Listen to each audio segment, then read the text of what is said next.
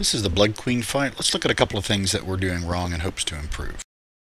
The first ability we need to master is what happens when we get the Pact of the Dark fallen upon us, when we have to collapse on the center of the room. Here we've got flares dead center. What we'll want to do is collapse on each other's feet dead center of the room, not just brush up against each other's shoulders. I highly recommend that you zoom your camera all the way out and tilt it in such a way that you can see the entire room throughout the entire battle. In 25-man, 3 people get Pact of the Dark Fallen, and you're going to see right here that they're not quite getting to each other's feet, nor are they going directly to the center of the room, which is causing a great amount of damage to them, and heals are going nuts trying to keep them up. Next ability the Blood Queen has is the Swarming Shadows, and you can see here that Jephthah in his kitty form is correctly from melee running to the outside of the room throughout the entire duration of that.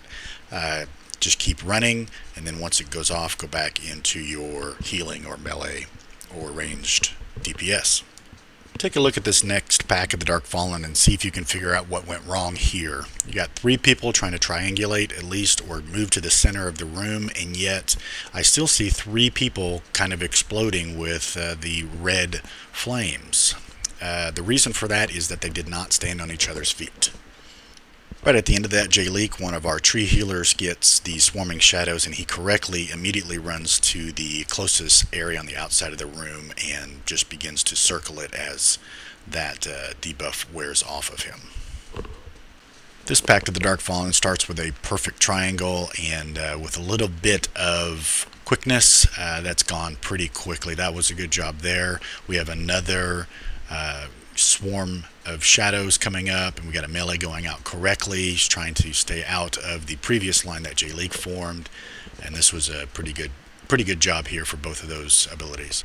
The next 3 to get the Pact of the Dark Fallen did pretty well. I mean, it was still a little too slow calling off the debuff, but we're going into the crazy phase when she rises up in the air, and it just takes too long to try to heal through that. Now all hell's going to break loose, where she's going to run in the center, incite terror, which causes fear, and everybody runs around. You can do whatever you can to get yourself out of that fear, totems, ice blocks, that sort of thing. You need to get within 6 yards of each other, because she is constantly casting a blood bolt volley, which is doing 20k damage to everyone that is standing within that 6-yard range.